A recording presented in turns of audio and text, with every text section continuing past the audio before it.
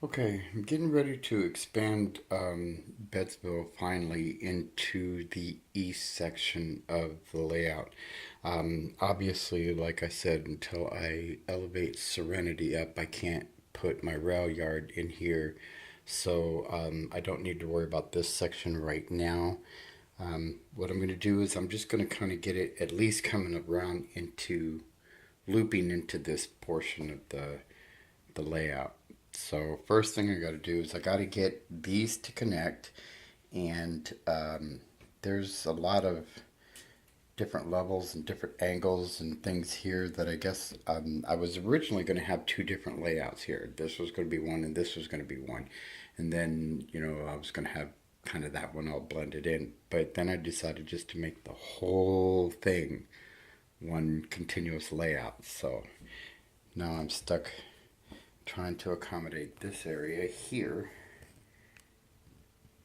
and that's what I'm doing. I need to bring this up to here on a curve, and then I need to bring this down to here on a curve. So let's see what I can come up with. I pretty much got this side here. I got this figured out. I'll straighten all this out and carve it down a little bit because it does sit up just a little bit. So I'll have to notch that out just a hair and curve it with the track, so it's a nice smooth transition. And basically, I just filled this in with different types of foam, and till I can get up to the level that I wanted it to be, and I'll glue all that in there. So it's pretty sturdy there.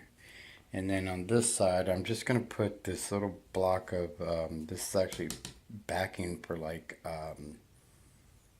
entertainment centers and stuff like that. And I'm just going to glue this in, right here, like that. And then I'll just fill this area in with the transition of a foam and just kind of make it in putty, kind of combination of foam and putty, just to kind of bring the transition down smoothly. So, that's where I'm at. So I'm going to glue this down and see if we can stuff some foam in there and see if we can get a test run going. Okay, got that corner piece glued down and clamped down. So I'm just going to go ahead and leave that sit here for a couple hours, and should be able to get a test run going. Okay. Think I got this carved down enough to where I can get a piece of track in there and hook this up and do a test run. I've got this one over here stable enough for now on the incline set that train should be able to go over it. I'm hoping fairly well. We'll see. I might have to put something underneath here, just a little spacer for the test run. We'll see. But I'm going to go ahead and hook up this corner of track right here and see if we can get a test run going. Okay, the test runs seem to be doing fine going up it. It does kind of seem to have a drop in power on this one section, so I may go ahead and replace that piece. You'll clearly see where the drop of power is. Right there.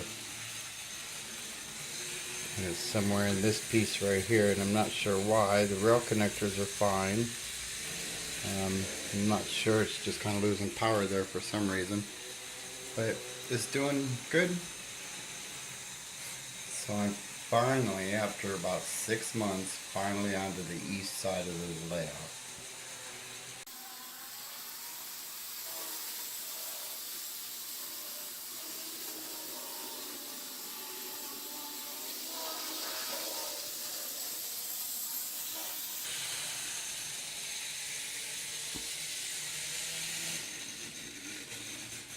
Definitely gonna have to replace that piece.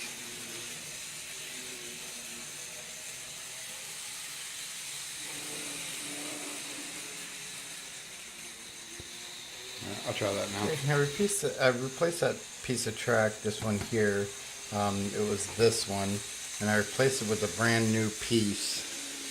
So the first run over it was pretty good, but that was only from here. Let's see when it's running, well, not full steam, but at cruising speed.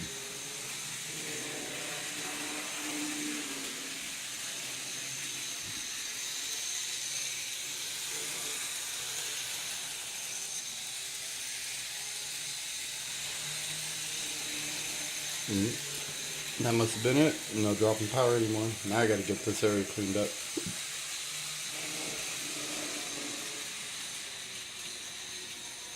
Alright, cool. So I'm finally onto the east side.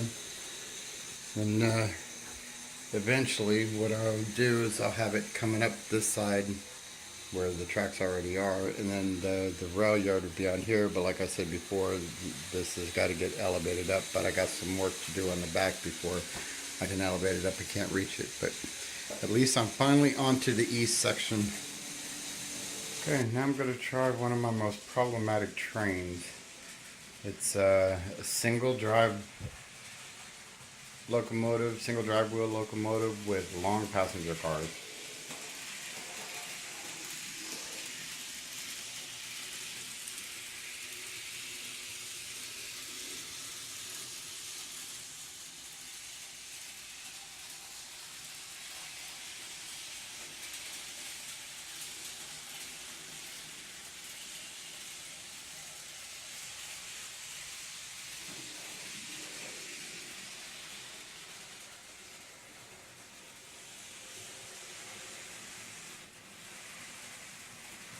Yeah, it hits that dead spot when the single wheel hits the turnout. It loses power, but it's got enough steam or enough, pardon the pun, but if it's got enough speed going, it'll move over it.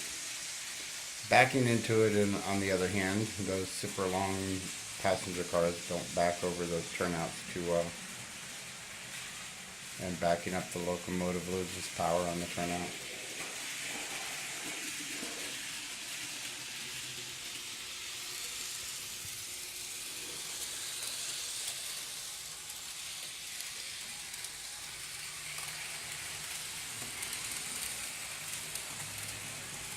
Now I gotta get this section cleaned out. Alright, I think we're good. We got our new section going. Well, first part of it.